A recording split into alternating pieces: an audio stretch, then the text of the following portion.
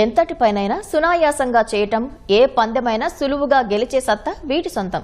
గతంలో వ్యవసాయం చేసే ప్రతి ఇంట ఒంగోలు జాతి ఆవులు, ఎద్దులు ఉండేవి. యాంత్రీకరణ పెరిగిపోవడంతో వీటి సంరక్షకులు కరవయ్యారు. కానీ ఓ వ్యక్తి మాత్రం ఒకప్పుడు తమకు అన్నం పెట్టిన ఒంగోలు పశువులను కంటికి రెప్పలా కాపాడుతున్నారు. ఇంతకు ఎవరా వ్యక్తి? ఆయన ఎన్నేళ్లుగా ఒంగోలు జాతి పశువుల్ని సంరక్షిస్తున్నారు అనే విషయాలు ఈ కథనంలో చూద్దాం.